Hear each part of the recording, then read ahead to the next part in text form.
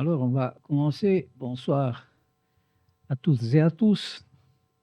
Merci de votre présence et bienvenue à la rencontre que chaque année, la Fondazione Sapegno organise dans le cadre des Journées internationales de la francophonie avec la région autonome de la Vallée d'Aoste et notamment l'Université de Verona.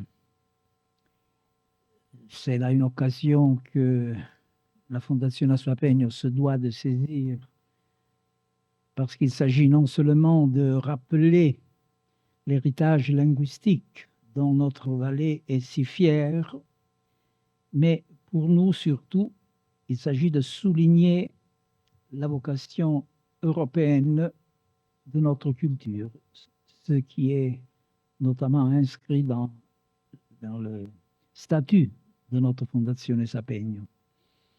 Et aujourd'hui, la situation européenne, internationale, si dramatique, et la crise politique même de notre Europe impose le renforcement de nos valeurs culturelles et la francophonie joue là un rôle essentiel, indépassable, étant donné que la France est le pays autour duquel la culture européenne s'est donné une véritable unité, bien sûr, grâce à un dialogue très serré avec l'Italie, d'abord, au début, au temps de la Renaissance, et avec les cultures anglo-germanophones et slaves ensuite. Et c'est justement à la Renaissance qu'il faut se référer pour viser au moment générateur de l'Europe d'aujourd'hui. Et notre initiative marche aujourd'hui en cette direction. Et je remercie donc l'amie Rosanna Goris de nous avoir aidés à organiser cette rencontre, ainsi que le professeur Pété Girard d'avoir accepté notre invitation. Et je donne la parole au professeur Pété Girard, qui est professeur à l'Université de Paris-Est de la littérature du XVIe siècle. En France, l'enseignement des littératures, pour ceux qui ne le savent pas, est organisé de façon que on se spécialise dans les siècles, ce qui chez nous n'existe pas. Chez nous, on enseigne la littérature italienne, ça n'existe pas des différences entre les siècles. En France, au contraire, tout est axé sur les siècles. Et donc, c'est sur la littérature du XVIe siècle que le professeur Girard est spécialisé. Et il nous parlera aujourd'hui justement de l'italien, français, latin, rivalité des langues autour de François Ier, dans la période qui est la période que le professeur Girard a surtout exploitée dans ses études. À vous la parole.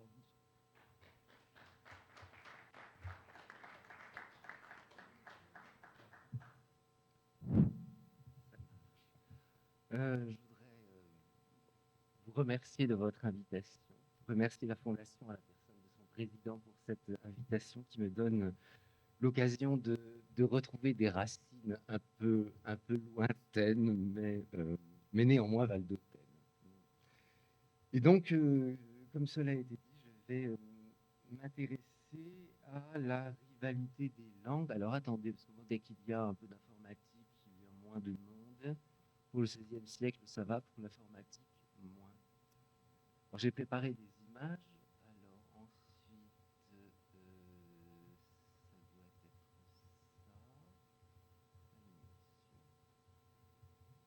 Comment on fait pour... comme ça, plus près? Ok. J'ai légèrement changé mon titre. Italien, français, latin, rivalité des langues autour de François Ier, point d'interrogation. Puisque justement, me semble-t-il, c'est le point d'interrogation qui est la chose importante. Euh, Très souvent, l'histoire de la littérature analyse les choses selon la vision des hommes de lettres, et cette vision des hommes de lettres est une vision qui, me semble-t-il, est très largement faussée, puisque chacun parle pour soi-même et avant tout pour soi-même. Et journée de la francophonie, il aurait été possible de faire l'éloge du français du 1er XVIe siècle, puisque c'est un moment où le français connaît un enrichissement considérable, mais on ne pouvait pas parler uniquement du français en étant dans la vallée d'Aoste. Donc, c'était parfait pour rassembler les choses. Alors, j'ai resserré les choses. Certes, je suis spécialiste du XVIe siècle, mais pour cette conférence, j'ai resserré les choses sur les années 1530-1540 pour être encore plus précis. Le XVIe siècle est quand même long. Alors, en 1530-1540, le roi, c'est François Ier. Il est roi depuis 1515. Il meurt en 1547. La particularité de son règne, c'est d'avoir été marqué par des guerres en Italie. En 1515, le roi de France remporte un nombre considérable de batailles dans le Milanais. Il devient duc de Milan jusqu'en 1526. Donc la période qui va m'intéresser est une période qui vient juste après, 1530-1540, un moment où finalement le désir d'Italie chez les élites françaises, et particulièrement chez les élites politiques françaises, est un désir d'Italie extrêmement présent, mais c'est un désir qui ne parvient pas à se concrétiser sur le terrain politico-militaire. Ce qui devient intéressant, c'est de voir et la langue dans tout ça. Cela permet c'est une première considération de toile de fond de l'ensemble. Une deuxième considération, avant de commencer à proprement parler, c'est l'espace au sein duquel les discussions sur la langue, ou plus précisément sur les langues, ont a lieu. Cet espace, c'est la cour de France. Donc c'est un espace qui est étroit. Et à l'intérieur de la cour de France, c'est un espace encore plus étroit. Ce sont les hommes de lettres. Et à la cour de France, les hommes de lettres ne sont pas majoritaires. L'aristocratie française n'est pas une aristocratie particulièrement lettrée, au contraire, même si les choses se transforment. Donc, il s'agit d'un espace restreint. Il ne s'agit pas des langues véhiculaires. Ce n'est pas l'italien parlé dans la rue ou le français parlé dans la rue qui nous concerne. Ce n'est pas non plus la langue administrative, puisqu'il y a un français administratif, et sur le territoire italien, il y a également une tradition administrative de la langue. Étant entendu que l'italien tel qu'il est perçu en France, ce n'est pas n'importe quel italien, c'est le toscan, de manière très nette.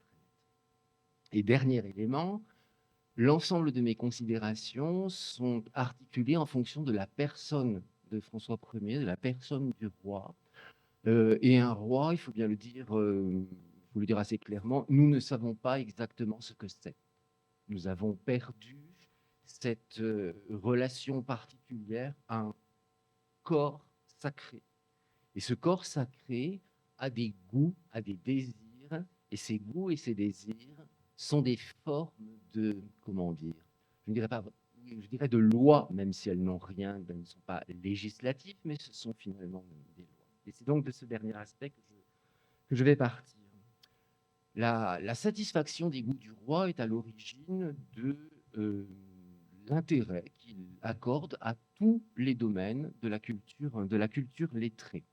Et lorsqu'on examine bien les choses, il est très difficile de poser une hiérarchie entre les langues. Ce qui est certain en revanche, c'est qu'outre sa langue, le français, il goûte particulièrement l'italien. Dans sa bibliothèque personnelle, il y a un très grand nombre de livres en italien, ce qui laisse supposer une certaine familiarité avec cette langue, et surtout avec la poésie italienne. On dit dès l'époque que le roi est fou de Pétrarque. il a une admiration infinie pour le Pétrarque italien, pas pour le Pétrarque latin. Et à partir de ce goût, apparaît principalement dans les années 30 et les années 40, un mouvement, une immigration de poètes italiens vers la cour de France. Les raisons sont parfois des raisons politiques. Certains poètes italiens doivent fuir la péninsule. D'autres raisons sont des raisons matérielles. Le roi est d'une générosité qui attire à lui. C'est un mécène extrêmement généreux. Alors, on pourrait multiplier les exemples de ces poètes italiens qui vont s'installer à la cour de France, mais j'en ai choisi un qui est florentin, qui s'appelle Luigi Alamani, qui arrive à la cour de France en 1530.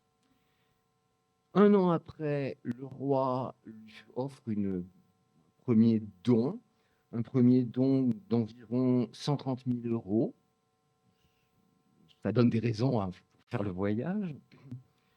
Et surtout, dans les années suivantes, 1532-1533, le roi finance l'impression de ce texte, Opere Toscane di Luigi Alamani, qui sont dédiés au roi très chrétien, et qui sont publiés avec la salamandre, qui est l'emblème de François Ier.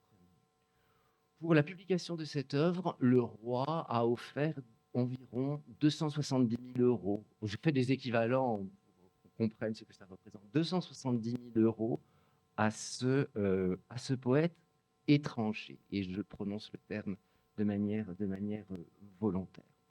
Pour quelle raison ?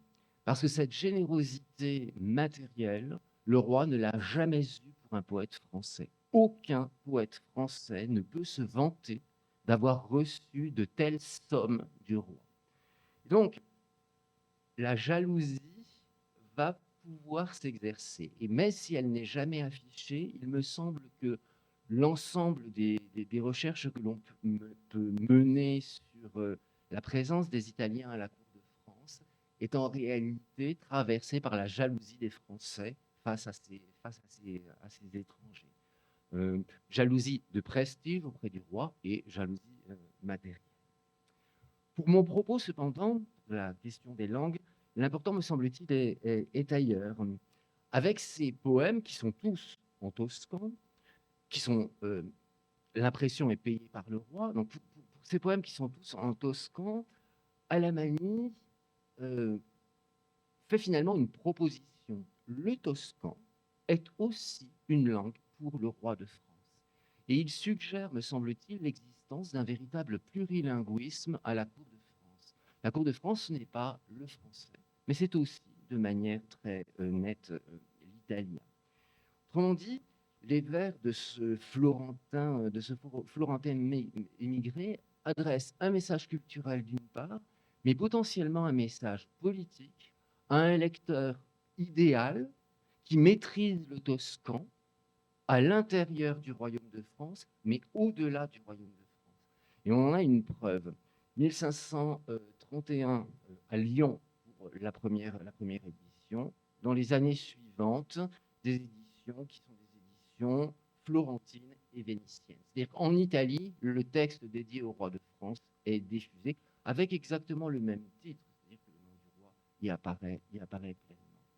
Finalement, les vers du poète florentin répondent au goût royal et participent à l'élaboration d'une figure royale qui est peut-être digne de diriger la péninsule.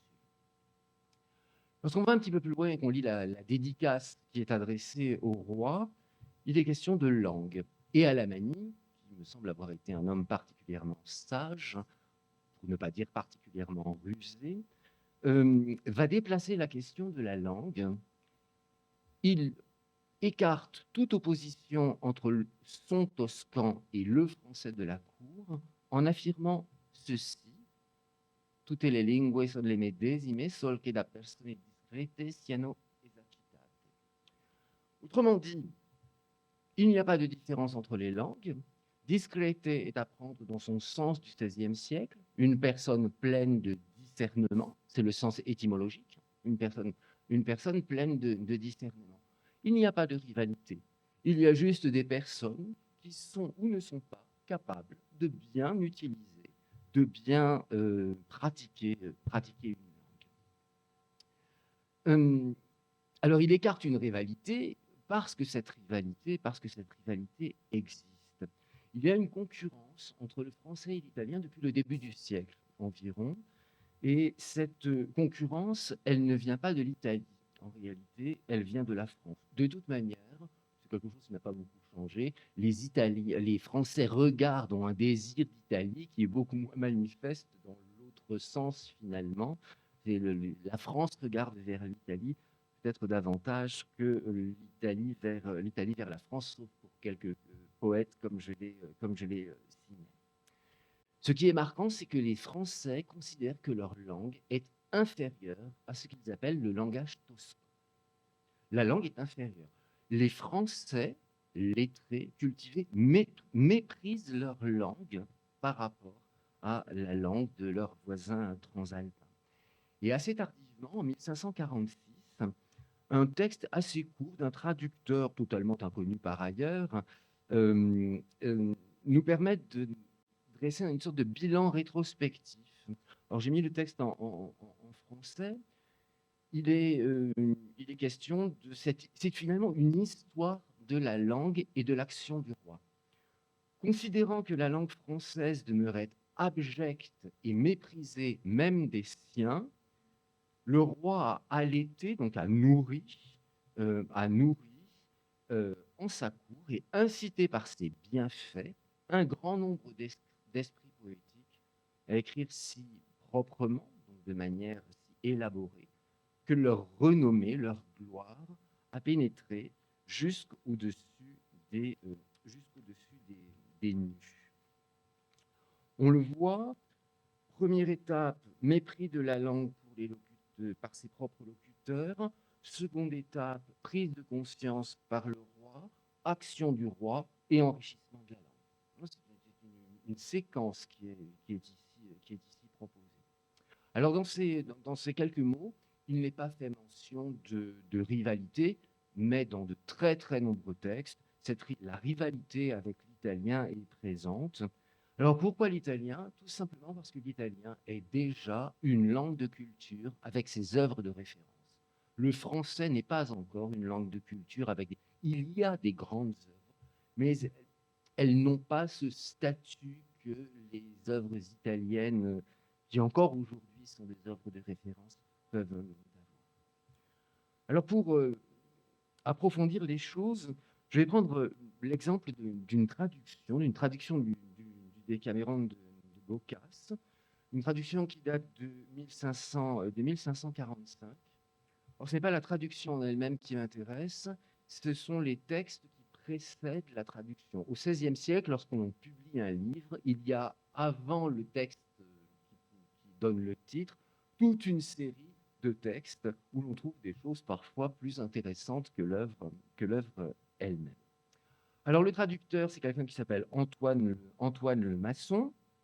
Ceci a peu d'importance. Il travaille pour la sœur du roi François Ier, Marguerite. Et c'est lui qui adresse un premier texte à cette Marguerite de Navarre, sœur de François Ier. Il lui rappelle que dans un premier temps, il a refusé de traduire. Je ne peux pas, Boccace est un intraduisible. C'est la première chose. La reine puisqu'elle est reine de Navarre, la sœur de François Ier, la reine a refusé ses excuses et l'a contraint, l'a obligé à faire néanmoins le travail avec des arguments. Et ces arguments, le traducteur les rappelle. Il ne vous plus recevoir aucune de mes excuses, et vous me remontrâtes, un très beau subjonctif, qu'il ne fallait point que les Toscans fussent en telle erreur de croire que leur Boccace ne put être représenté en notre langue, représenté, c'est-à-dire traduit, véritablement, aussi bien qu'il l'est en la leur. Donc la pétition de principe de départ, c'est qu'il est impossible dans une traduction, de ne pas subir une telle perte, une telle transformation, que l'œuvre, à l'arrivée, n'aurait plus de valeur. Mais, l'argument, c'est la suite de la phrase, l'argument qui va pousser le traducteur à travailler. Notre langue, la nôtre, est devenue si riche depuis l'avènement à la couronne du roi votre frère, qu'on n'a jamais écrit quelque chose en d'autres langues qui ne se puisse bien dire en celle-ci. L'évolution du français en fait finalement une langue apte à toutes sortes de traductions. Le français de 1545 est devenu une langue de culture et le mépris des locuteurs français du début du siècle semble avoir disparu. Le texte suivant, alors c'est là que les choses deviennent très très intéressantes. Le texte suivant, lui, est en italien. Le texte suivant est en italien. Autre inconnu qui le signe, Emilio Ferretti, qui est un juriste italien installé à Paris. Ce qui laisse supposer, c'est une parenthèse, mais ce qui laisse supposer que celui qui achète ce Décameron est peut-être capable aussi de lire ce texte italien. En tout cas, il n'y a pas d'a priori contre cette langue. Alors, ce qui est intéressant, c'est que Ferretti est présenté comme étant celui qui est capable de lire les deux langues parfaitement. Il n'est pas un traducteur, il est quelqu'un qui va pouvoir proposer un jugement. Et ce jugement, je vais vous laisser le lire, car je me refuse à lire en italien devant des Italiens, parce que généralement, on a vraiment l'impression que c'est une langue étrangère pour tout le monde. Donc voilà, je vous laisse lire ce passage.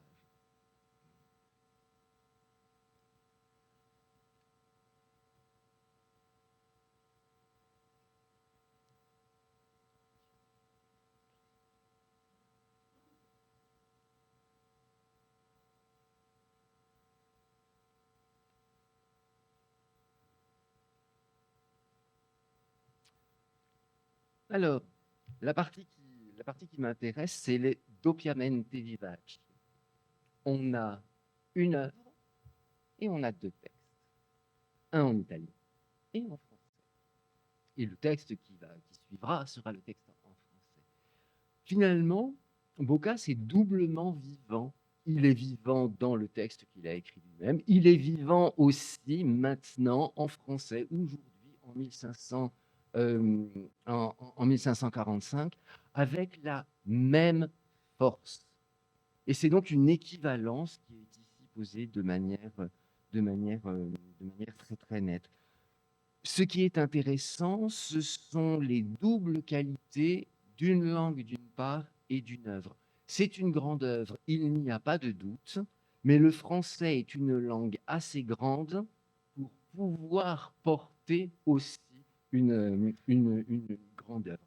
Chaque langue a ses spécificités et donc il est possible de les considérer sur un pied d'égalité. On le voit, la question de la possible rivalité est déplacée vers les qualités respectives d'une langue ou de l'autre.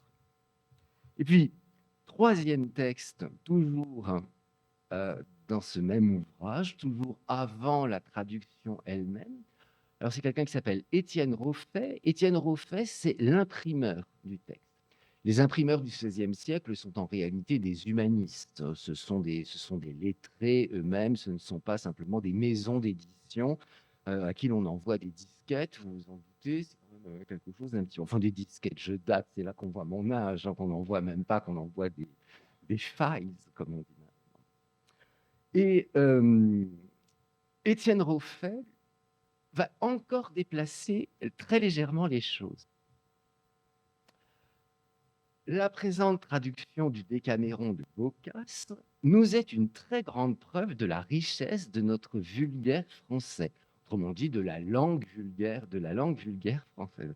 C'est quand même absolument paradoxal, puisque Boccace traduit devient la preuve que le français est riche. Nous avons ici en français le plus beau et le plus estimé livre Troscan, et en français si bon que les richesses cachées de notre bien parler se peuvent comparer, mais aussi préférer à toutes les autres étrangères, les richesses des autres langues. La traduction parvient à révéler les richesses cachées de la langue française elle-même. Mais ce n'est peut-être pas cela l'élément le plus intéressant, me semble-t-il. Certes, le français est l'équivalent du toscan, on peut les comparer, mais que dit cet imprimeur?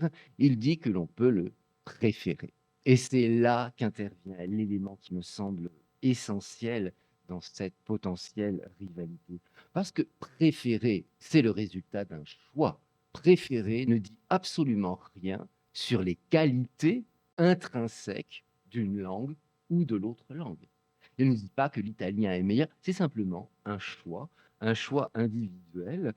Finalement, la préférence, c'est le support, le socle du nationalisme linguistique. Et là, on a véritablement cet élément qui apparaît. Il me semble donc que ces trois textes qui se lisent l'un après l'autre présentent à peu près toutes les possibilités de réflexion sur la langue à ce moment-là.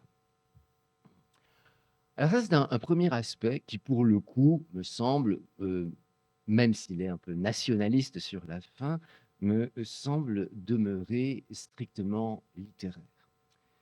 Mais les choses sont également politiques, parce que les progrès de la langue française ont pu être utilisés, ont pu être exploités dans une dimension qui n'est plus une dimension culturelle, mais qui est une dimension politique. Certains auteurs n'hésitent pas à associer la grandeur d'une langue, l'hégémonie d'une langue, c'est-à-dire la supériorité d'une langue, à un rêve d'hégémonie politique.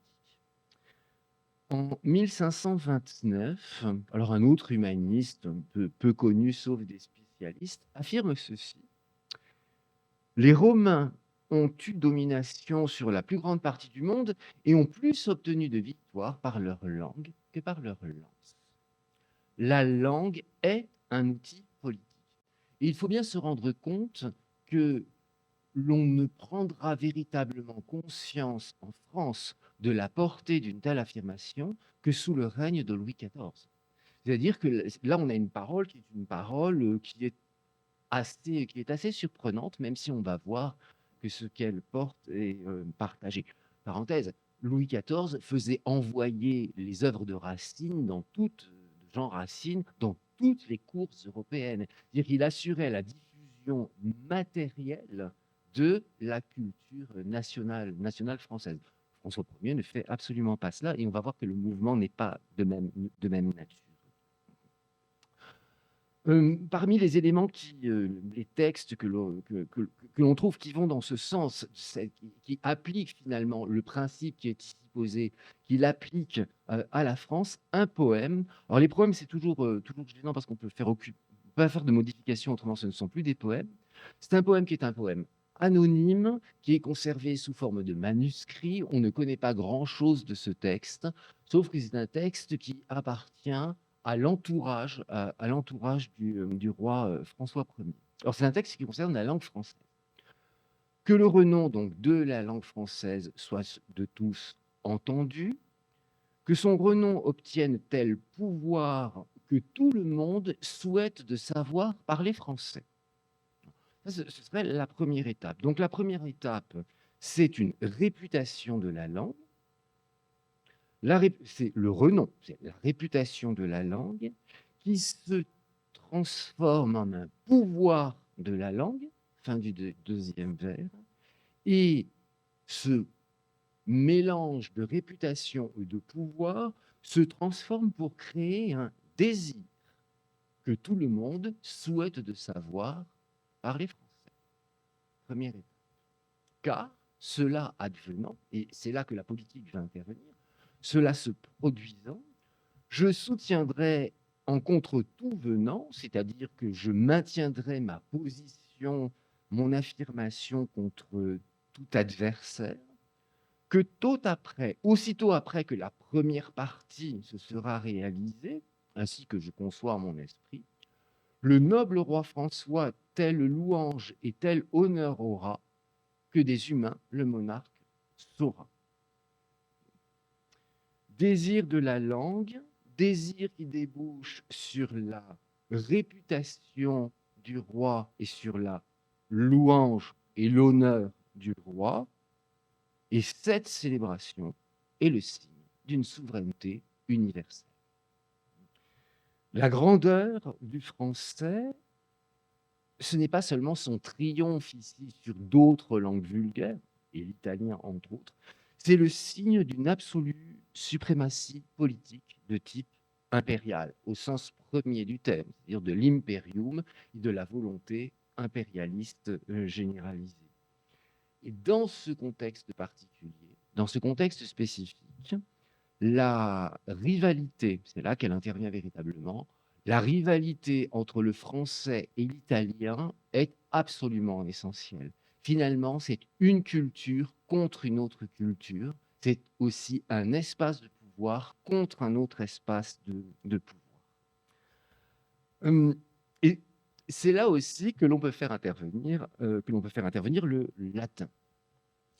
Parce que finalement, la langue véhiculaire des lettrés à l'échelle européenne en 1530, ce n'est pas le français, ce n'est pas l'italien, c'est le latin.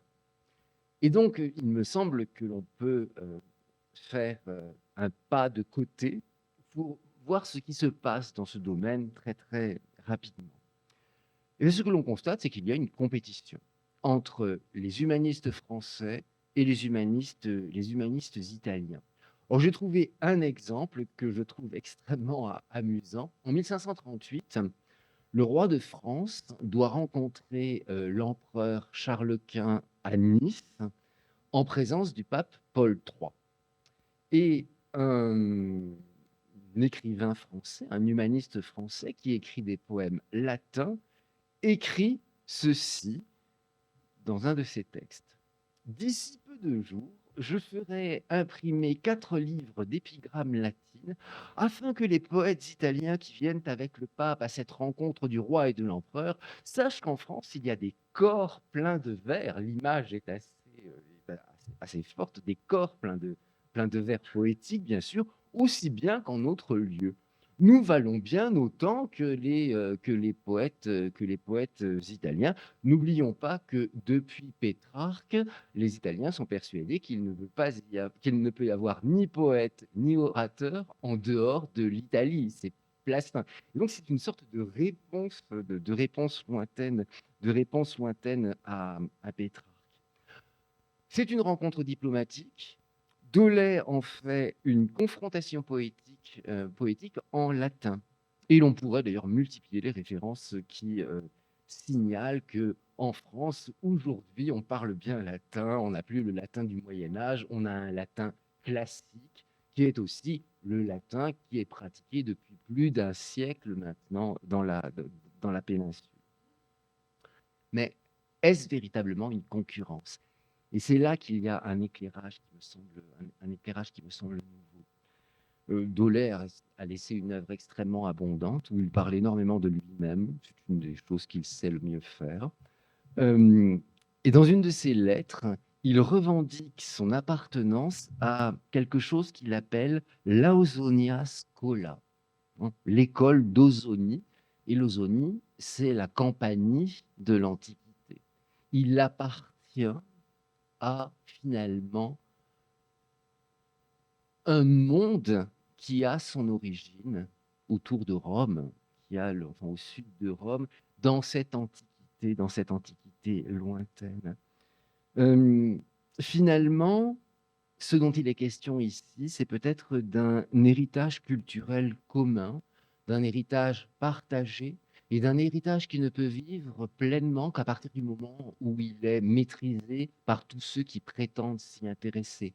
Et les Français aussi, maintenant, sont capables, 1538, sont capables de s'y intéresser. Il me semble qu'on a ici une vision de l'Europe de la culture qui s'esquisse au-delà de la concurrence qui est affirmée. Alors vous me direz, oui, mais ça c'est pour le latin, c'est très très bien pour ça marche pour le latin, est-ce que ça marche pour le français ou pour l'italien? Alors j'aurais tendance à dire, pour les hommes de lettres, les jalousies sont telles qu'il est parfois très très difficile de se faire une idée précise. Mais pour avoir comment dire, la vision royale, on va se tourner vers François Ier lui-même. Que pense-t-il de tout cela? Première chose, dans tous les textes officiels qu'il a produits, à aucun, et beaucoup parlent de littérature, puisqu'il soutient un certain nombre de projets littéraires, à aucun moment il n'est fait mention d'une supériorité de la langue française sur l'italien, ni même d'une équivalence. C'est un sujet qui est totalement écarté. Premier point. Et second point, je vais l'ancrer dans une petite histoire qui se passe à Avignon en septembre 1533. En septembre 1533, François Ier est à Avignon et il visite une petite chapelle, la chapelle Sainte-Croix du couvent des Cordeliers. Et pourquoi visite-t-il cette chapelle? Parce que dans cette chapelle se trouverait la tombe de Laure, la Laura de Pétrarque. Il y a effectivement un tombeau qui est sur le point il est en train de disparaître. Vous savez, ces pierres où tout décor finit par s'estomper. Le roi amoureux de Pétrarque voit ce monument et décide, comme tout grand souverain prestigieux, de faire reconstruire le monument en marbre. Voilà, c'est ça. L'épisode, ce n'est que cela. Alors, si je l'interprète, cet épisode, ça donne ceci. Le roi de France, dans un geste de constructeur, dans un geste de dévotion, reconnaît son amour pour la poésie italienne de Pétrarque. Il permet de sauver de l'oubli le support presque corporel de la poésie de Pétrarque, qui, elle, est une dame française, inspiratrice du poète italien. On a une espèce de boucle, finalement, qui se fait.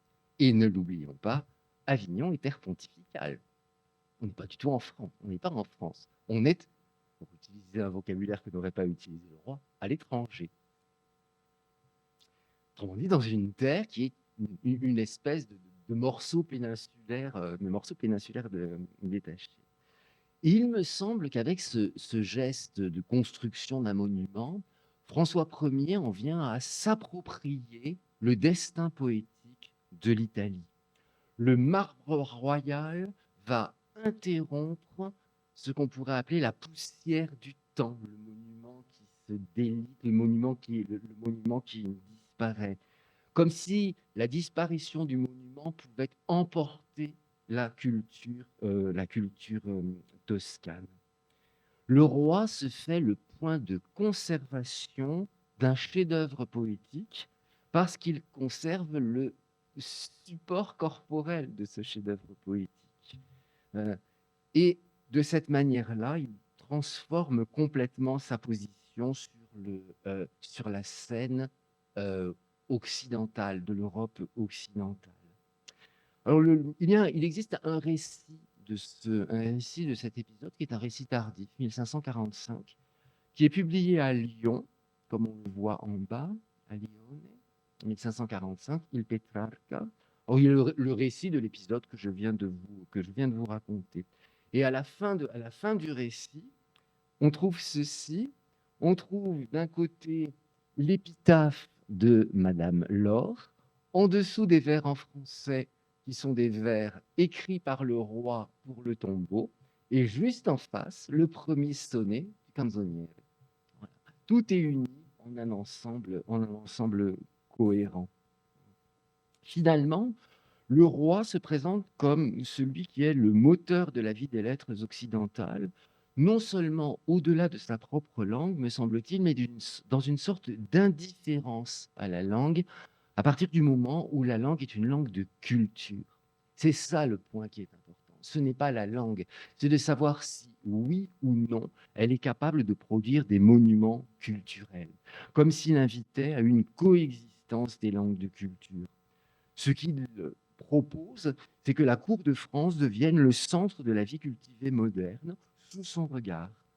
La grandeur du royaume, ce n'est pas la supériorité de la langue du roi sur toutes les autres langues qui peuvent être parlées en Europe, mais c'est la capacité d'accueillir autour de sa personne des langues multiples, de conserver ainsi les manifestations les plus élevées de la culture, indépendamment des langues. Il me semble que c'est le véritable mouvement.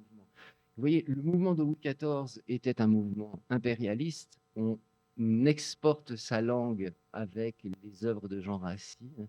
Le projet de François Ier est de rassembler.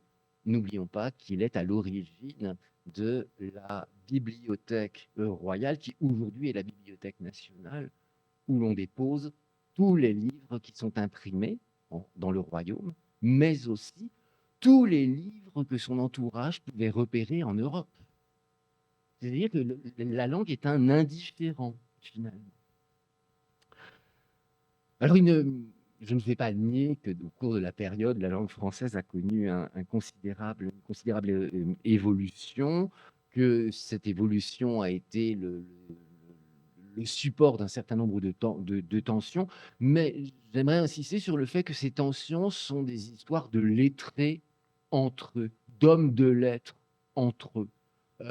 Ce n'est pas une position fondamentalement politique, en tout cas du côté de ceux qui font la politique, parce que les hommes de lettres parlent beaucoup de politique, mais ils en font assez peu, somme toute. Ce n'est pas cela, on est vraiment dans un registre qui est un registre particulier. Et comme les lettrés ont laissé beaucoup de textes, on a tendance à réduire les choses à cela.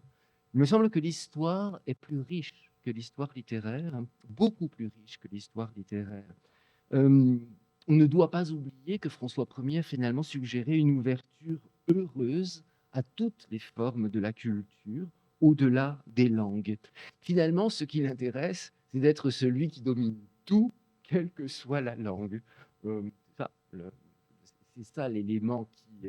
il veut être le centre, il a réussi à faire de la France le nouveau centre de la culture et à initier quelque chose.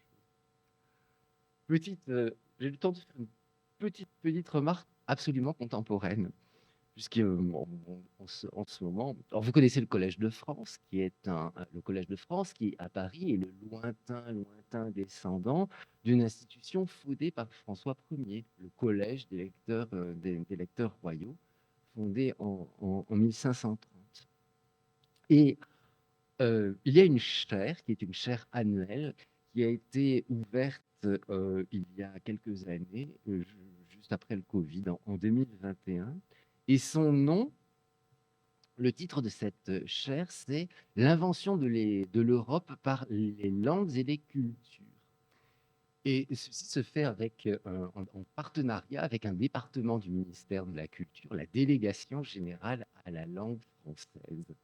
Et en préparant la conférence, j'étais allé écouter des conférences de cette année, et en préparant cette petite réflexion, je me disais, qu'en aurait pensé François Ier?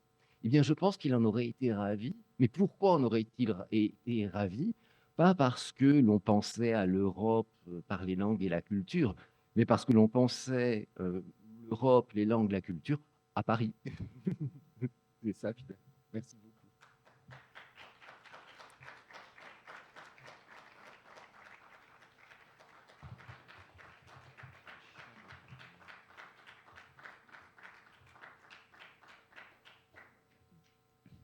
Merci, monsieur le professeur, pour votre très passionnante reconstruction et illustration si précise d'un tournant culturel au temps où l'Italie jouissait encore d'un prestige, ce que vous venez de dire, très, très grand à l'étranger.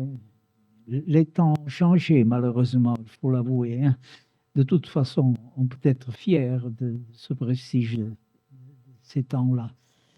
Et je vous remercie vite, très vivement. Et je donne la parole à Rosanna Goris, de laquelle il m'est très difficile de faire une présentation, car pour moi, il s'agit avant tout d'une amie. Depuis 30 ans, elle collabore avec la Fondazione Sapegno et pour moi, c'est très difficile de séparer la connaissance et l'amitié de ces titres académiques qui sont d'ailleurs très, très importants, mais qui pour moi valent moins que l'amitié et la collaboration qu'elle a toujours donnée à la Fondazione Sapegno. Elle enseigne littérature française à l'université de Verona et a nombre de publications. Et surtout, elle sait, à ce que je sais, parce qu'on en a parlé souvent, elle s'est intéressée beaucoup à un auteur qui, d'ailleurs, est un de mes préférés, Ariosto. C'est un très grand écrivain que, malheureusement, pour les Italiens, il est un peu difficile aujourd'hui de diffuser. Mais pour ceux qui ont la patience et l'intérêt pour le lire, pour s'adonner à cette merveilleuse et rêveuse lecture, c'est un auteur qui toujours réserve des merveilles extraordinaires.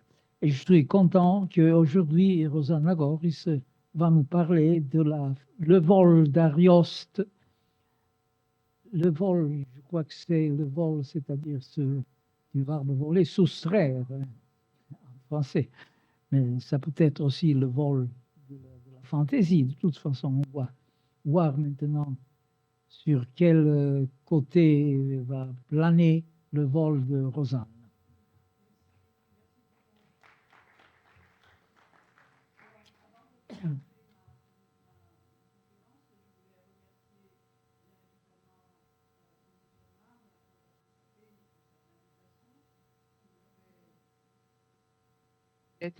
Voilà, ça va? Qui me fait plaisir, évidemment, de parler ici en Vallée d'Aoste. Et je voulais aussi remercier Bruno Pété-Girard, qui a fait une très belle conférence sur l'importance de l'italien et du français, cette rivalité, hein, ce Rinascimento Conteso, comme dit le beau titre du livre de Gianni Ricci que nous avons présenté ensemble à Vérone il y a quelques mois. Gianni Ricci aujourd'hui ne sera pas là pour un grave deuil qui a frappé sa famille, son frère, et donc il s'excuse et nous pensons beaucoup à lui dans cet après-midi où on aurait été si content de le voir. En réalité, on était 3 collègues d'origine valdôtaine, hein, qui auraient parlé ensemble du côté historique, du côté linguistique, du côté littéraire de cette pluralité de Renaissance, dans le sens qu'on ne parle plus actuellement de Renaissance au singulier, mais de Renaissance dans le sens qu'il y a plusieurs visages de la Renaissance, hein. Donc cette idée d'une Renaissance complexe qui présente de nombreuses couleurs et de nombreux visages. Moi, aujourd'hui, je vais parler essentiellement donc, de l'Arioste. Bruno a très bien parlé. Bruno est un grand spécialiste de François Ier. Il a été le commissaire de l'exposition François Ier de la Bibliothèque nationale de France.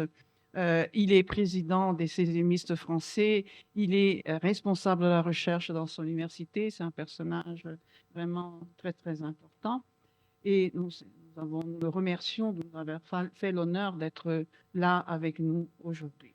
Alors, en premier lieu, je vais parler des traductions et tout particulièrement d'une traduction qui est plus ou moins contemporaine. Là, c'est le site du groupe de recherche que je dirige, où nous, comme vous voyez, nous avons prévu prochainement à Vérone un grand colloque sur l'Arioste et le Tarsensan en France, parce qu'on a obtenu un financement PRIN PNRR sur justement les traductions de l'italien en français et à la Renaissance, naturellement.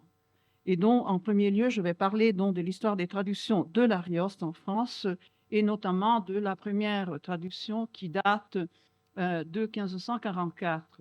Donc, vous voyez, c'est le moment. Je vous ai mis quelques livres importants sur l'Arioste, Cioranesco, qui est le livre classique, et un livre que j'ai dirigé, c'est un colloque qui a eu lieu en Sorbonne il y a quelques années, c'est un cahier Saulnier que j'avais dirigé à l'époque, où on a justement parlé de l'Arioste du Tasse en France. Alors, la traduction par laquelle je vais commencer, c'est la première traduction intégrale, comme on dit, c'est-à-dire de tout l'Orlando Furioso, et que, comme vous voyez, date plus ou moins des années autour desquelles on a publié la traduction de Boccace, les traductions de Pétrarque, donc c'est les années 40. Si vous pensez que la troisième édition de l'Orlando Furioso, l'édition définitive, est de 1532, donc vous voyez que la traduction française est rapide. On verra pourquoi on traduit ce texte, pourquoi on le publie à Lyon et qui traduit. C'est un texte mystérieux. En deuxième lieu, je vais vous parler d'une traduction de l'Orlando Furioso qui est conservée en manuscrit toujours à Lyon et qui a été faite par une femme il n'y a pas seulement des hommes traducteurs, il y a aussi des femmes, Madeleine de Lobépine, qui a traduit en vers l'Orlando Furioso, alors que la traduction dont il est question maintenant est une traduction en prose. Et je vous expliquerai pourquoi on a traduit en prose. Alors, si l'Arioste est l'unique auteur moderne qui, dans sa défense et illustration de la langue française, Joachim du Bellay signale comme modèle, vraiment comme un nouveau classique, comme un Virgile, dit-il, digne d'être comparé aux maîtres antiques et qu'il propose aux jeunes poètes français comme exemple, comme a fait de notre temps en son vulgaire, un Arioste italien. Vous voyez déjà, donc c'est l'unique qu'il cite.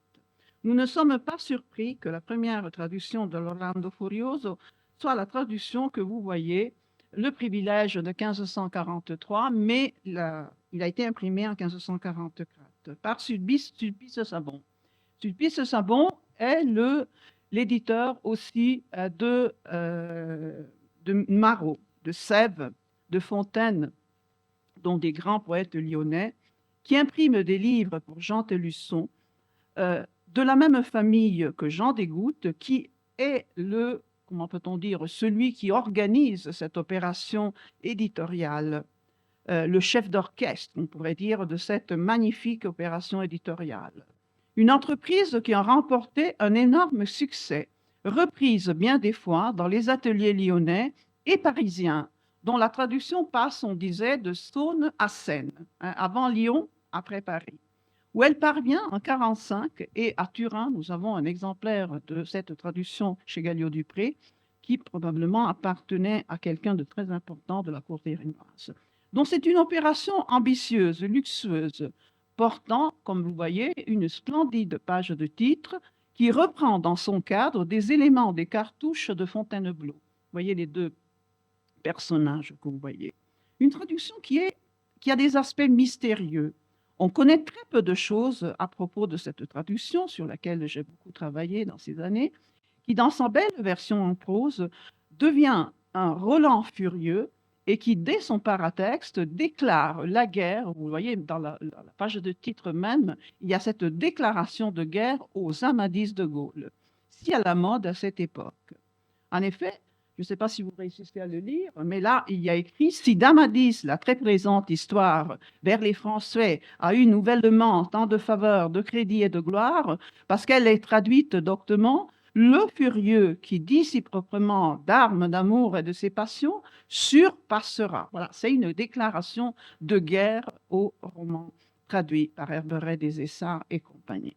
Surpassera en ce totalement avilissant toute traduction. Dans l'intention donc de surpasser les traductions même savantes, commencées par des Essarts à partir de 40. En 43, il y a déjà, je crois, 4 premiers tomes des Amadis. Mais qui traduit l'Orlando Furioso? qui commande cette traduction, ce travail, qui, selon les mots de Desgouttes, est réalisé tambour battant. Dans quelques mois, on traduit tout l'Orlando Furioso. Aucun nom ne paraît dans le paratexte. Comme vous voyez, il n'y a pas de nom. Sauf celui de ce receveur de dîmes, ce très peu connu Jean de Gouttes, l'auteur d'un roman Philandre qui n'a pas eu de succès.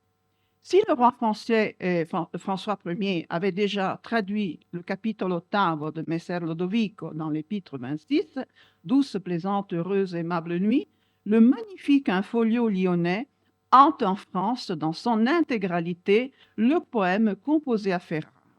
Un cadeau splendide non seulement à l'archevêque de Lyon, Hippolyte d'Este venait d'arriver, dont il fallait lui offrir un cadeau somptueux, désormais français à part entière, mais aussi aux Français qui ne cesseront de le lire, les récits du Roland Furieux, ni d'adopter ses héros. La réception de l'Orlande en France, après ces grandes traductions, est surtout une réception fragmentée. C'est-à-dire on récupère les épisodes les plus lyriques, les plus, comment peut-on dire, les personnages féminins, par exemple. Donc c'est une réception qui n'est pas intégrale. Mais cette traduction de 1544 est une, et c'est le mot que Jean Bassamo utilisait, est une traduction séminale, dans le sens que c'est à partir de cette traduction que, après il y en a d'autres, mais moins importantes, hein, qui encore Montreux, à la fin du siècle, continue dans sa imitation d'Isabelle de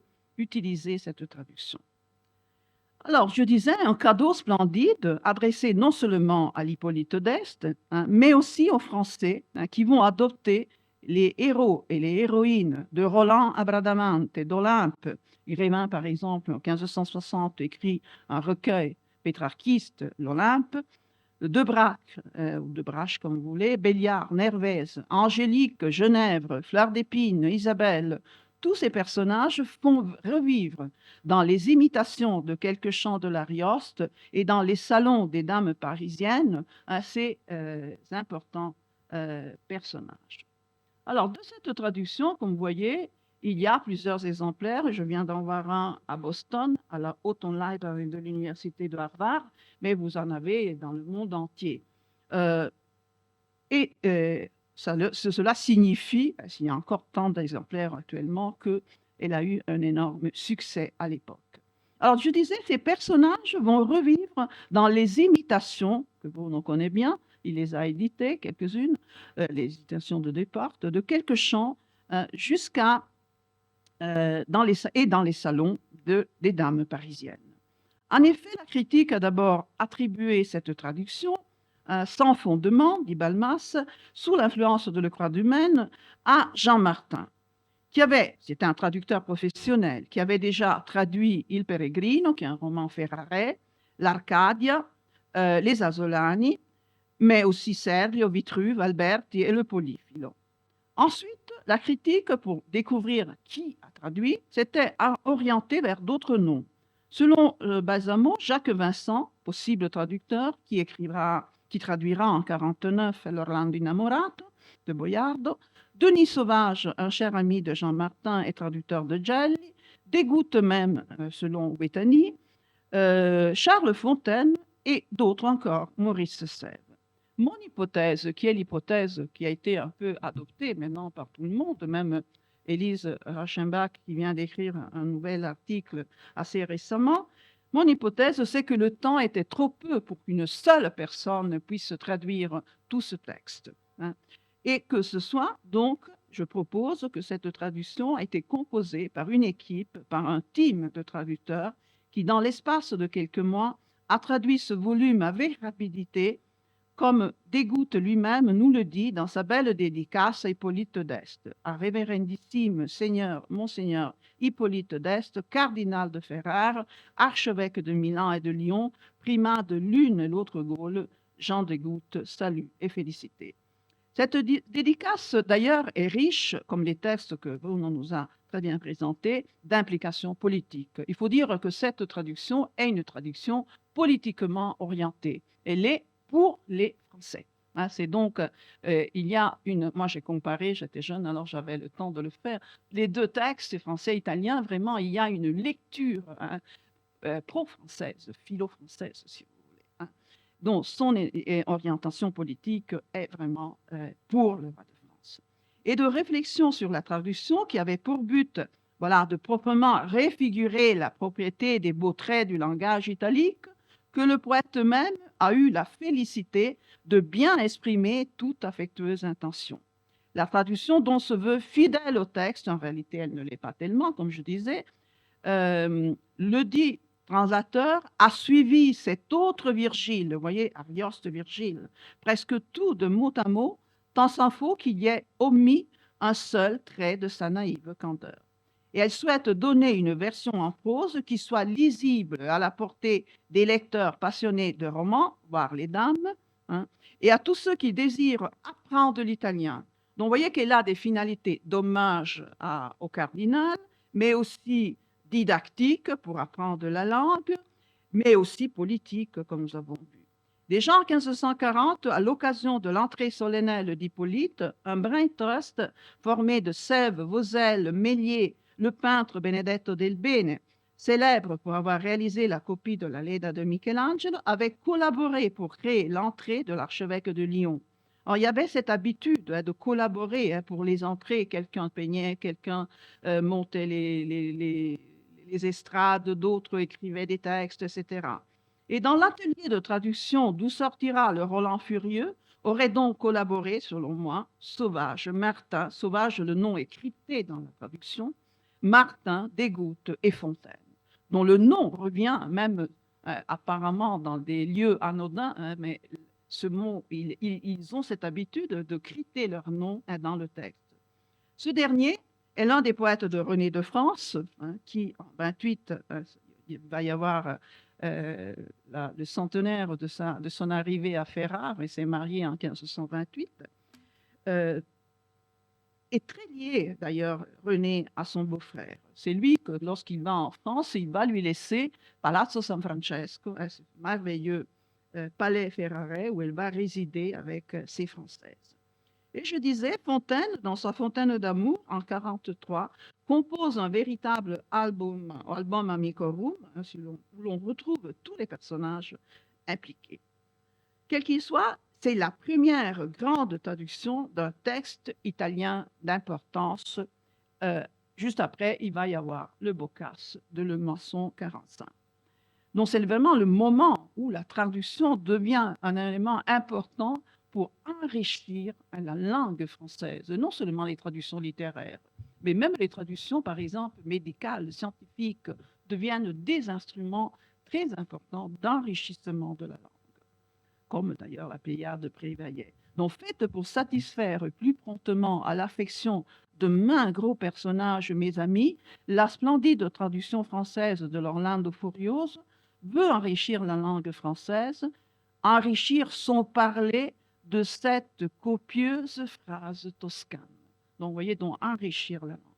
Semble s'inscrire aussi dans la stratégie du don qu'Hippolyte avait entreprise pour gagner la confiance et la bonne volonté des Français. Ferrare, amoureuse de la culture française, de ses magnifiques romances chevaleresques, le frère de Lodovico Ariosto s'appelait Galasso, comme Galade, le chevalier de la table ronde.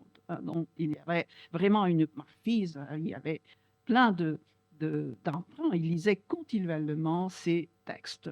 Donc, je disais, le fils de Lucrezia Borgia, Hippolyte, avait en effet quitté son splendide palais, récemment restauré, et où allait s'installer, donc, je disais, René de France. Il était invité donc à la cour. Il signor Ippolito Estense si è partito da Ferrara per Francia, per stare alla corte del re, invitato da quello con grandi promesse.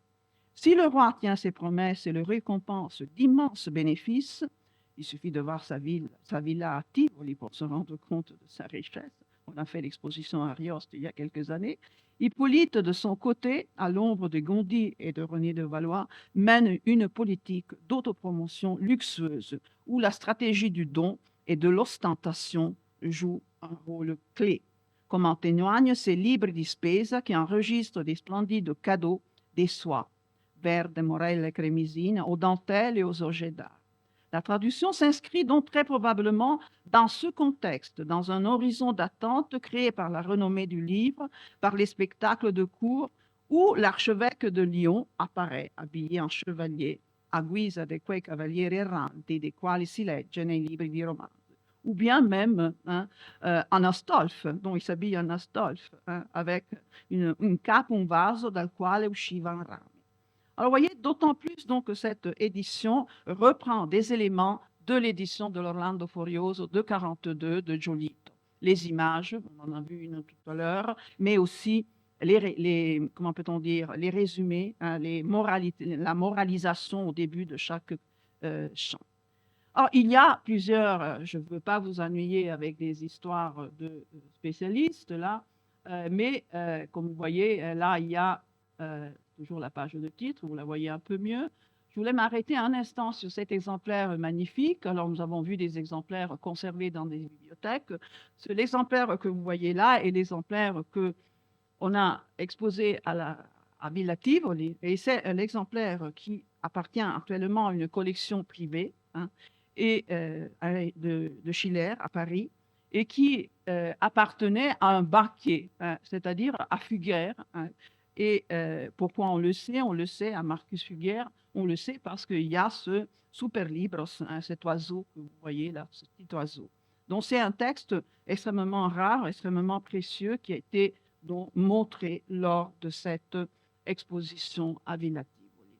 Là, vous voyez texte que Bruno connaît bien, il en a fait l'édition des imitations de l'Arioste de Philippe Desportes.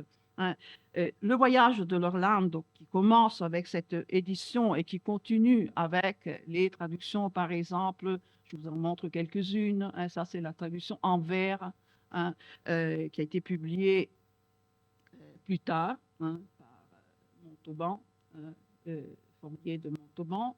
Nous avons une autre traduction plus tardive de 1580 et de Jean de Boissière, mais surtout les éditions. Alors, on ne traduit pas seulement l'Orlando en France, on traduit aussi le théâtre. Alors, je vous ai mis 2 images pour vous montrer que le Nigromante, par exemple, a été traduit par Jean de la Taille, et la Lena, dont j'ai parlé récemment à un colloque, un maître, a été imité par Jacques Grévin. Cette histoire de la prostituée ferraraise a eu beaucoup de succès dans la comédie française.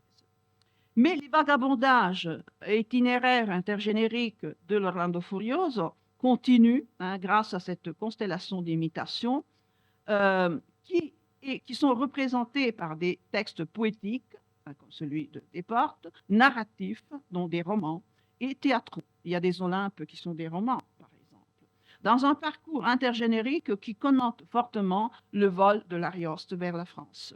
Cette transformation du poème italien à partir duquel se développe donc toute cette constellation, même des ballets, qui font revivre les splendides femmes de l'Arioste, l'inquiète Olympia, Bradamante, la femme guerrière, qui a énormément de succès.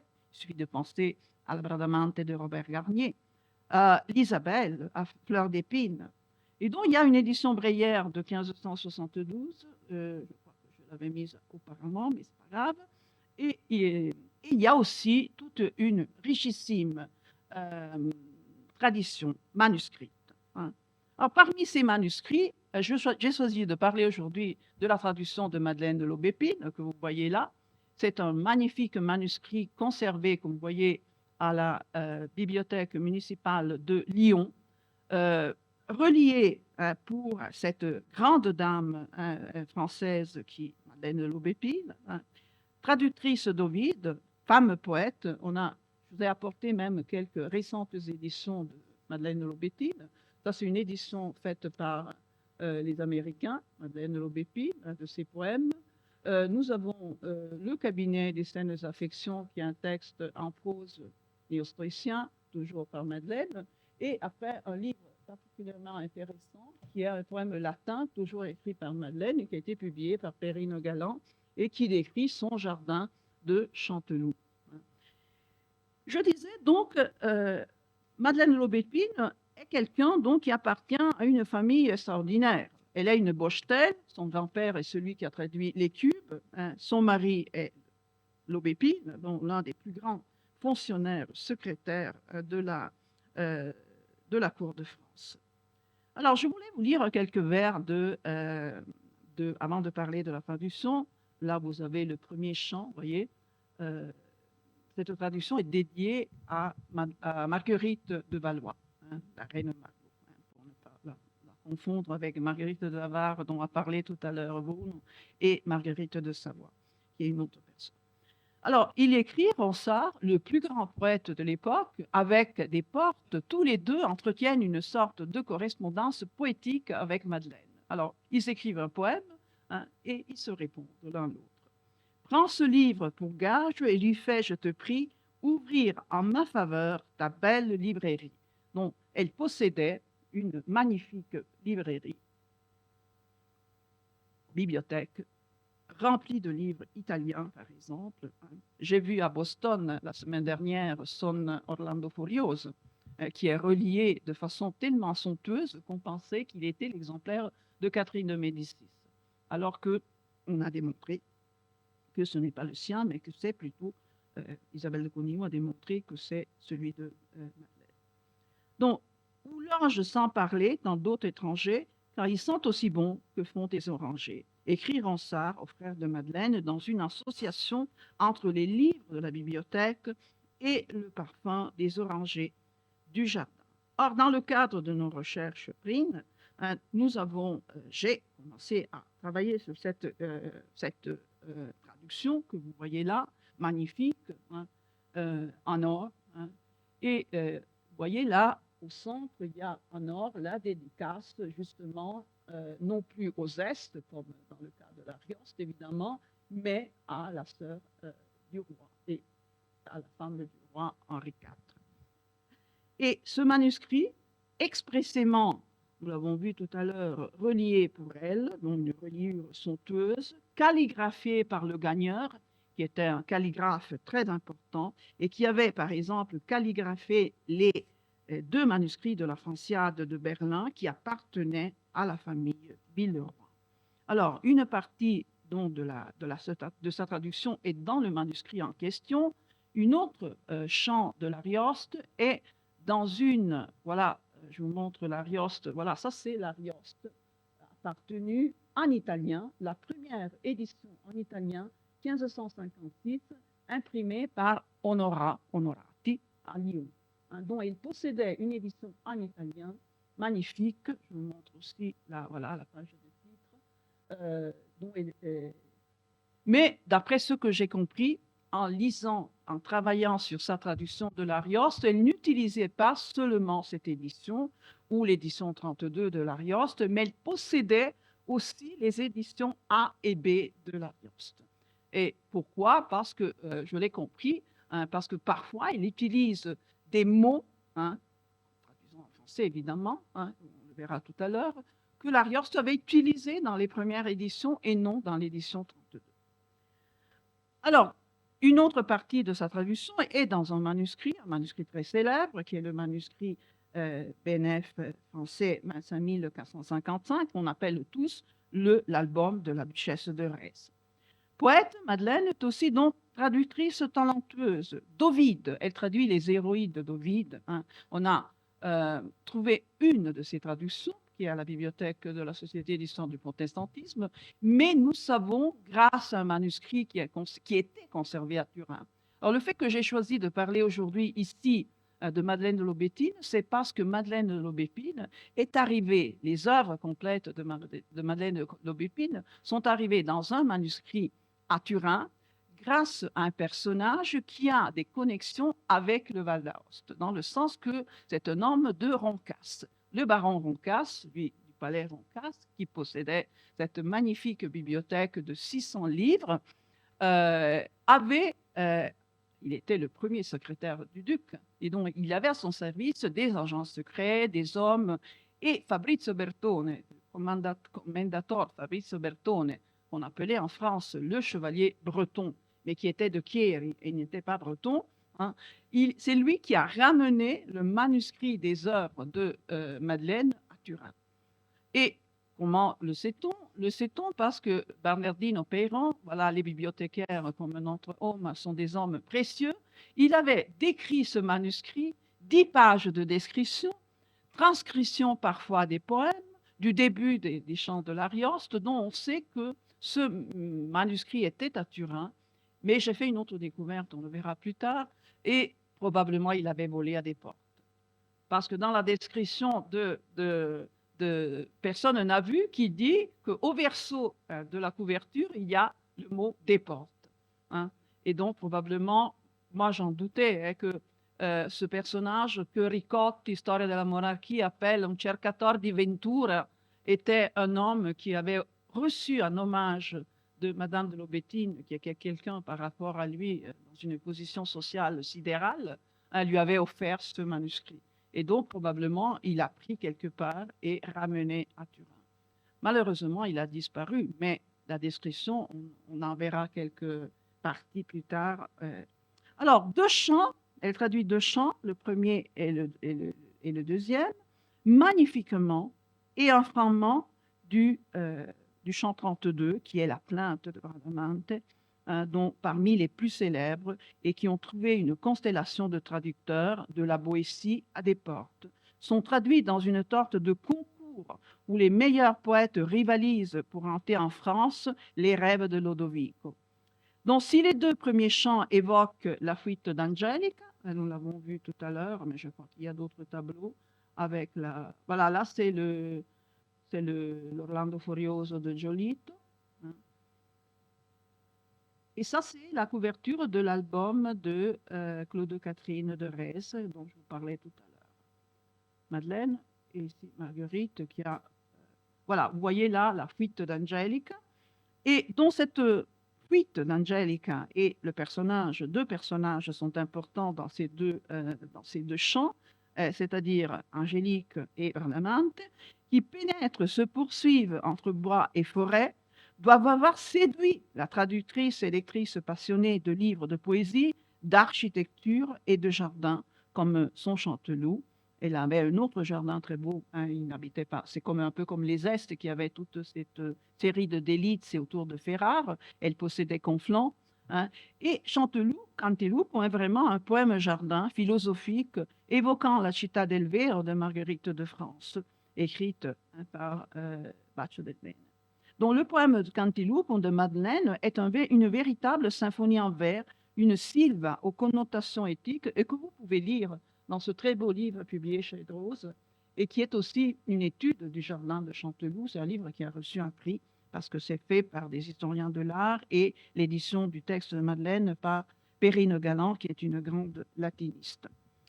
Alors, de même, la traduction de Madeleine, dont le grand-père, je vous l'ai déjà dit, Bochtel, a été le traducteur de l'Écube, est émaillée d'un imaginaire végétal et d'une dimension cosmique et sauvage qui sous-tend aussi ses sonnets. Il y a par exemple, je ne peux pas en parler trop parce que je ne veux pas vous ennuyer, il y a un sonnet 10 où elle croit être angélique, elle parle comme si elle était angélique. Hein, mais pourquoi traduire l'Arioste? Elle se faisait appeler Caliante, la belle fleur, autre allusion au nom de l'aubépine.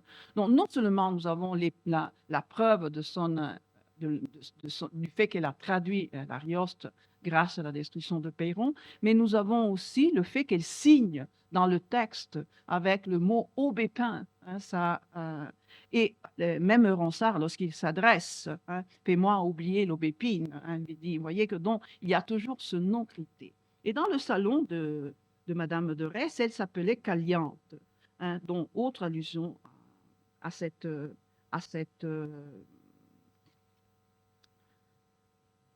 pratiques. Donc, on ne va pas parler des imitations de Desportes. Bruno les a éditées. Moi, je les ai étudiées aussi dans quelques études dans un colloque Desportes organisé par Jean Bassalmont. Ce qui est intéressant, qu'il y a comme une sorte de compétition entre les poètes et Madeleine probablement hein, participe à cette... Autre chose intéressante, c'est pourquoi ces dames ne publient pas. Parce qu'elles ne sont pas intéressées à publier. C'est-à-dire, elles sont des dames de l'aristocratie. Là, c'est une image très belle de la Civitas Veri de Marguerite de France. Marguerite de France est la dame avec ce manteau dei Gigli di Francia, sotto un manto di Gigli di Francia, disait Baccio del Bene. Et là, voilà, vous avez la dédicace à Marguerite, à la reine de Marbourg, qui est très intéressante. Parce que si on l'étudie, vous voyez que le dernier vers, hein, animant un esprit qui n'adore que vous, c'est ça remplace cette dédicace, la dédicace aux Est, évidemment, de la part de l'Arioste. Et c'est à Je n'adore, qui n'adore que vous, est un clin d'œil à Du Bellay, son 13 de l'Olive, mais aussi, évidemment, à Vittoria Colonna. Vittoria Colonna était une dame comme Madeleine de Lobépine, qui n'était pas du tout intéressée à la publication de ces ouvrages, parce que, après, ils seront publiés de façon un peu aventureuse, mais ce sont des dames qui écrivent pour elles-mêmes, il faut le dire. Ce n'est pas intéressant pour elles d'avoir un public, etc. Alors, quelles sont-elles les variantes de ces... Alors, je vous ai mis quelques belles éditions de l'Oriando Furioso. Et là, voilà, c'est le début de la traduction de Madeleine de Lobépine. C'est vraiment, si vous voyez le début, il y a une inversion. Les donne, i cavalieri, l'armi e gli amori, les cortésies et les audaci imprese, io canto. Elle change, il y a souvent des inversions. Je chante les combats, les chevaliers, les dames, les faits audacieux, les amoureuses flammes. C'est-à-dire, elle imite des parts qui faisaient rimer Madame Flamme, et vous voyez qu'elle met les donnes qui étaient au début, ça devient à la fin du premier vers. Mais non seulement, lorsque, par exemple, l'Arioste écrit à propos des Arabes, des musulmans, nocquer tanto, devient chez elle le temps de mort guida sur le pays gaulois. Point. Alors que dans son imitation, Desportes amplifie le danger des musulmans, le numide, le mort, remplissant la campagne conduit par Agramant, qui déjà se promet que la France à ses lois se soumet. Alors Madeleine, au contraire, fait une lecture très très raffinée de l'autre, c'est-à-dire du musulman. Madeleine sait identifier des nœuds critiques de l'œuvre contre il mort. Gianni Ricci en parlera à mon colloque au mois de mai, de ces critiques très fortes contre les musulmans, qui ont soulevé un vif débat récent sur l'interprétation. Il y a eu un livre très beau, Arioste et les Arabes, en anglais, de l'Orlando Furioso, qui s'éloigne toujours plus de la vision harmonieuse de Italo Calvino, pour recouvrir dans ce roman una controlettura carstica che ci dovrebbe consentire di ritenere il tema dell'incontro-scontro con la potenza ottomana e la sua cultura e della guerra d'Oriente una volta di più ben altro che un'occasionale e anodina attualizzazione. Alors, dans tout le texte, Madeleine, comment peut-on dire, évite tous les passages où l'ottoman, le turc, comme on l'appelait à l'époque, est dénigré ou évoqué de façon... Jamais elle utilise le mot saraceno, sarrasin, mais elle utilise le mot païen, ce qui implique une grande explication. Ce n'est pas exactement la même chose. Alors, il y a plusieurs interprétations de cette. Mais il y a une autre nœud qui intéresse énormément Madeleine et qui est la folie d'Orlando. Autre nœud critique que cette élégante traduction aborde, en effet, si l'Arioste dans l'octave 1 n'hésite pas à définir Roland matto, per amor venne in furore et matto. C'est un mot qui a choqué un peu parce que matto, on le considérait un mot un peu vulgaire, mais en réalité déjà Dante avait utilisé ce mot. Et comment est-ce qu'elle traduit? Elle traduit d'amour perdit le sens de fureur transportée. Alors ça, c'est une façon de traduire des français systématique. Même, par exemple, lorsque dans le Negromante de l'Arioste, il y a le mot porca, les Français ne traduisent pas ça, mais ils traduisent vilaine. Donc, il y a vraiment un système d'atténuation voilà. Autre aspect, évidemment, c'est une femme qui traduit, dont l'attention au corps de la femme est très important, dans le sens que, voilà, ça c'est le livre dont je vous parlais, Arioste et les Arabes, qui est un livre collectif. Ça c'est vraiment... Voilà, il faut dire que aussi les rimes de Lodovico Ariosto ont beaucoup influencé les Français, les poètes de la Pléiade, Grévin partout, et dont je disais, cette fuite d'Angélique est vraiment très importante. Et le corps d'Angélique, par exemple, est considéré de façon vraiment différente par rapport à l'Arioste. Elle ajoute comme des des coups de pinceau, les yeux, la voix, les cheveux, la main. Angelica est un personnage d'ailleurs qui met en évidence sa sensualité, cristallise pour l'Arioste l'irrationnel des passions, un objet du désir, toujours fuyant, ainsi qu'on la voit là, alors que Madeleine nuance ce personnage. Non seulement dont elle ajoute des touches à son portrait, par exemple une main si blanche et délicate, pas ça, mais elle lui donne un nouveau pouvoir et une prise de conscience du côté irrationnel de l'amour. Et elle utilise un verbe qui est absent chez l'Arioste. Angelica maîtrise les hommes. Elle utilise la douce beauté maîtrise-toi. Donc, vous voyez ce verbe qui est totalement absent chez l'Arioste. Un verbe important, comme elle élimine, par exemple, le mot donzelle qu'esser dovea mercede. Or, ce mot mercede disparaît, ça fait penser au bagage de la Troade d'Euripide et de Garnier, mais elle utilise pour souligner l'agentivité de Angelica le participe présent. Sans tourner la vue, se traçant par les champs, brossant par la forêt. Vous voyez, donc elle met en évidence l'agentivité de Angelica. Et elle semble toutefois en faire un alter ego de Marguerite, parce que le mot bella de Lodovico devient, c'est l'octave 15, la beauté d'Orient si rare et si parfaite, ce qui semble évoquer la perle, évidemment, perle Marguerite. Et voilà un exemple, j'en ai fait un seul parce que je n'ai pas le temps, à propos de la question de plusieurs éditions. Elle traduit pallida, tremando di sé tolta, pallida e turbata. Madeleine traduit pallida e turbata par défaite. Défaite, un adjectif qui est extrêmement intéressant. Pourquoi? Parce que dans la première version A de l'Orlando Furioso, il y avait le mot scapigliata. Donc, probablement, elle avait vu ce mot. C'est défaite et la traduction de scapigliata. Donc, ce qui est intéressant, c'est que donc, elle travaillait avec sur sa table de travail plusieurs éditions. Là, c'est l'épisode de l'ermite, un autre épisode sur lequel elle s'arrête beaucoup, Madeleine, pour la question de la magie, mais aussi pour la question du corps féminin qui est observé de façon, comme vous voyez dans ce très beau tableau. Et donc, Angelica, c'est elle qui domine, démontre sa supériorité, elle les maîtrise. Et donc, il y a aussi un ajout intéressant, elle dit « trompeuse qu'elle est » à propos d'Angélique et furba, alors que l'Arioste écrit « non c'è alcun inganno ». Vous voyez, donc, il y a vraiment... Et voilà, juste après, dans l'octave 37, elle signe sa traduction. « Un buisson florissait le long de ce rivage. Tout de blanc aubépin et de rosiers sauvages. » Aubépin, c'est son nom. Alors que chez l'Arioste, c'était di prun fioriti et di vermiglie rose. Mais attention, je suis allée voir la première édition et là, il y avait di spin fiorito. Alors, c'est vraiment, c'est très intéressant tout ça. Alors, je vais très rapidement, une autre grand nœud important est la question du pétrarchisme. Qu'est-ce qu'elle fait vis-à-vis, vous savez que l'Arioste cite continuellement Pétrarque. Mais il le fait parfois de façon ironique. Il y a de très belles études sur ça, par exemple Cabani.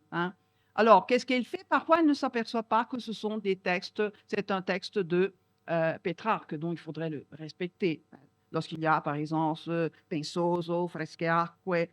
Mais parfois, par contre, elle insiste sur le côté du code pétrarchiste. Le code pétrarchiste qu'elle connaît bien parce qu'elle le voit utiliser dans son salon et dans le salon de son ami, dont, voilà, lorsqu'il y a à parler du corps féminin, et le mot gioirne, par exemple, de l'Arioste, est un mot qui va dans la direction des salons de Madeleine, surtout de Madeleine, plus que de la duchesse de Retz.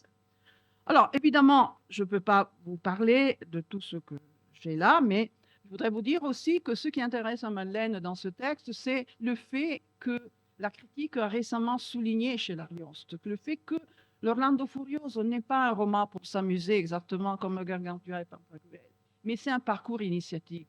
Il y a un très beau livre récent de Davide Dalmas, Ariosto Apocalittico, où on montre vraiment que cette montée au ciel de Astolfo, cette rencontre avec Saint Jean, donne le vrai sens du voyage cosmique. Cette idée de parcours initiatique, si soutenant l'Orlando Furioso, est aussi à la base de ça, de grands poèmes de Madeleine, c'est-à-dire qui se pénétrer dans la selva folta, dans ce jardin où il y a ces monstres, où il y a c'est vraiment l'emblème aussi d'une recherche, non seulement l'intérêt pour les métaphores végétales, pour le minéral, etc.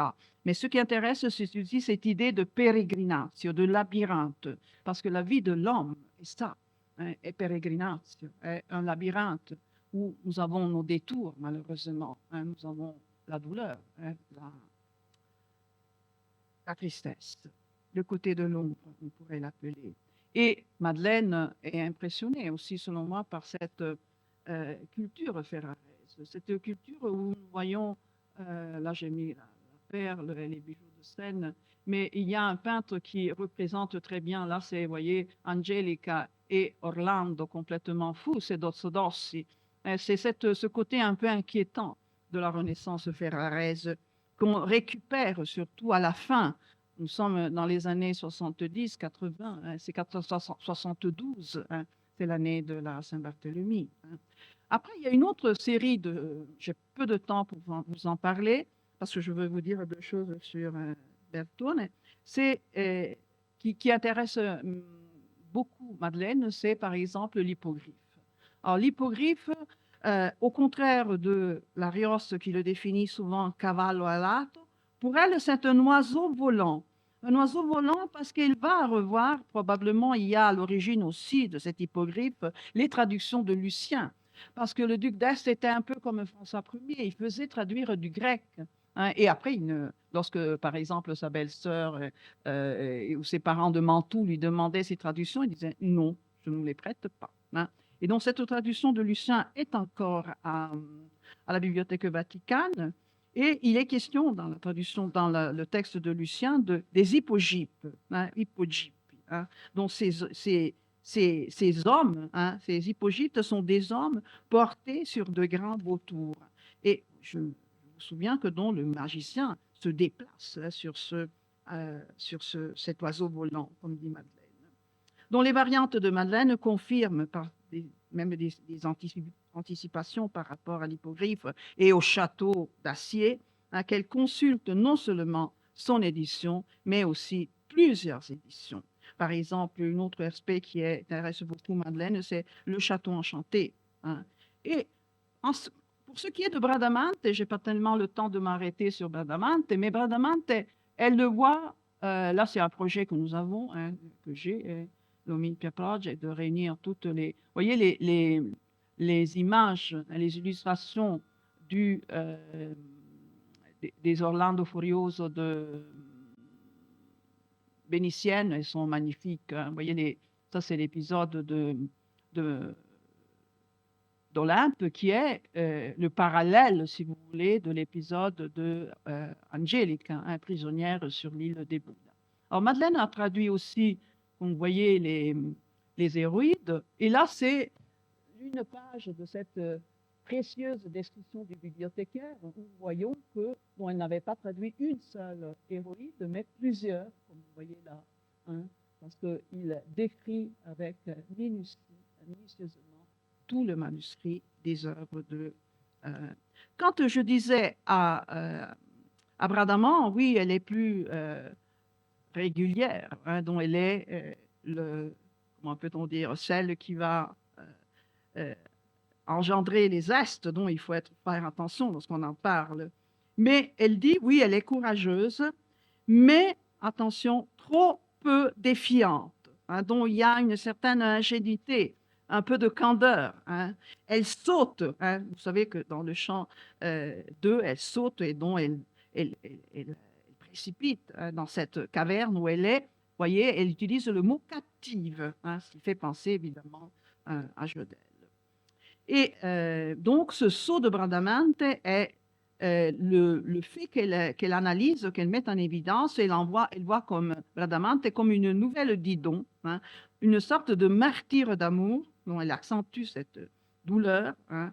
Et si la dimension d'Angelica est la forêt, une immense robe végétale, celle de Bradamante est le gouffre, la caverne, hein, aussi bien dans le chant 2 que dans le chant 32.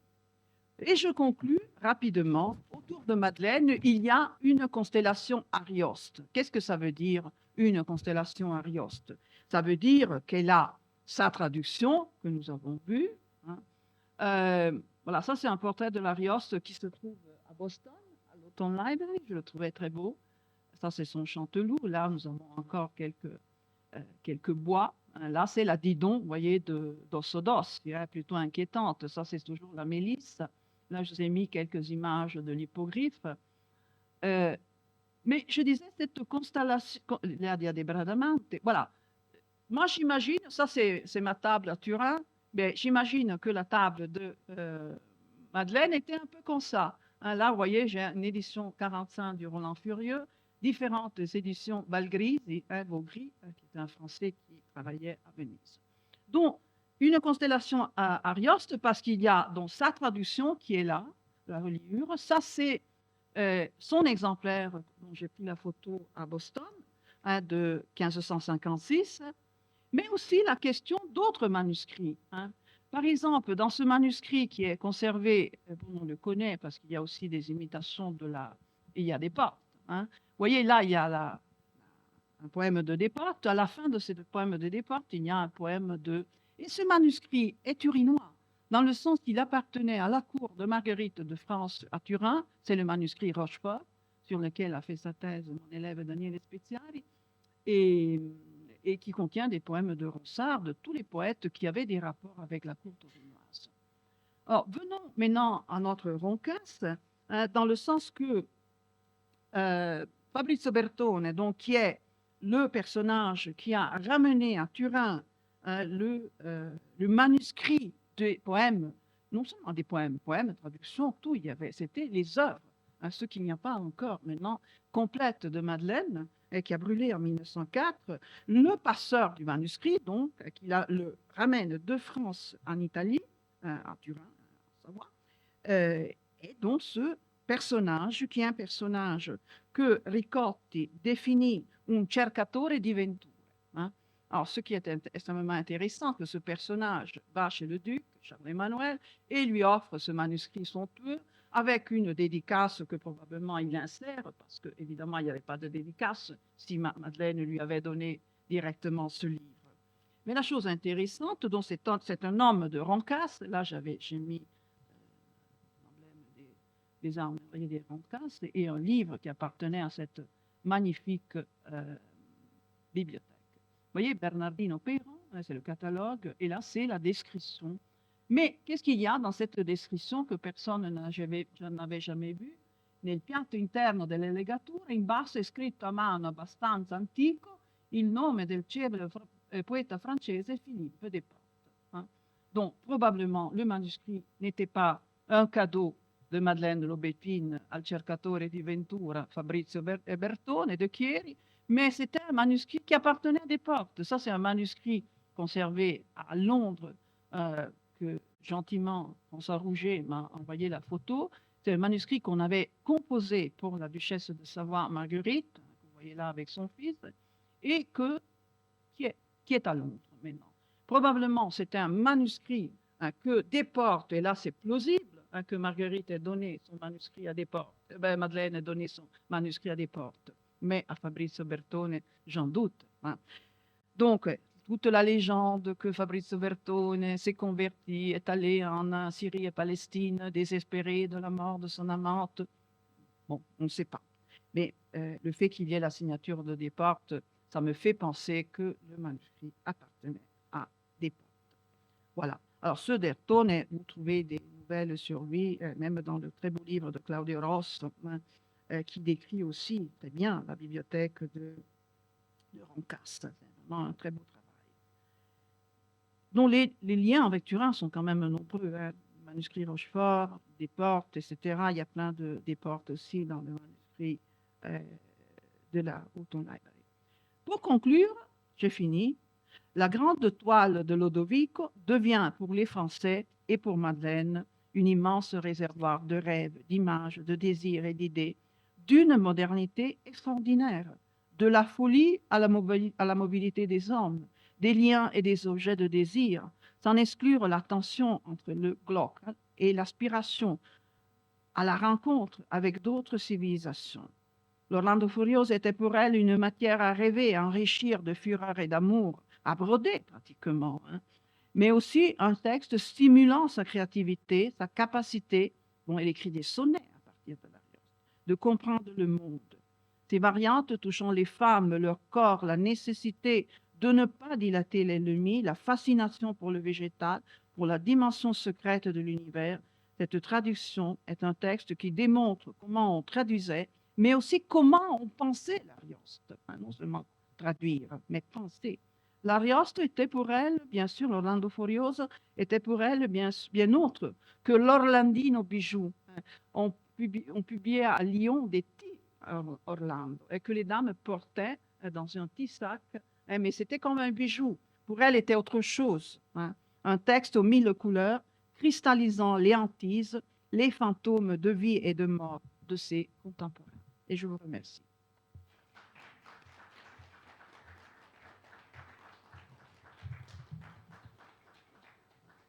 Merci, Rosanne, pour avoir si bien mis en valeur, par une très intéressante relation, les problèmes de l'exportation d'Ariosto.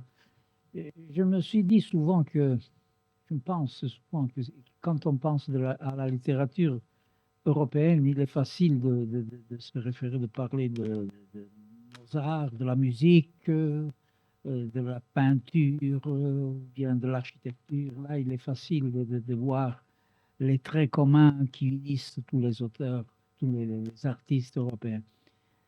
La littérature, elle a un problème davantage, un problème en plus, c'est le problème de la traduction, sur laquelle s'est beaucoup porté aujourd'hui Rosanne. Le problème de la traduction est un véritable obstacle à la circulation des idées, à la circulation des modèles. Et néanmoins, la culture européenne, qui est très facilement reconnaissable pour ce qui est, comme je disais, de la peinture, de la musique, etc., est très unie aussi dans la littérature. Parce que si on pense à la circulation non seulement des genres littéraires, le roman, le drame, le théâtre, qui ont été communs pour toutes les nations européennes, mais à la circulation des formes littéraires, sonetto, etc., des personnages. Si on pense que Ariosto, il a puisé ses protagonistes dans la littérature française même, ou de la proto-littérature française, dans la littérature d'Oïl, et il les a renversés ensuite de nouveau dans la même littérature par tous les biais que Rosanne nous montrait avec les difficultés de la traduction, etc. Et cela ne peut se créer que dans une culture qui est véritablement unique, unie, et dont nous devrions toujours nous rendre compte et penser. C'est là la conclusion que j'aime à vous soumettre de ces très intéressantes relations dont je remercie nouvellement Rosanne et le professeur Girard.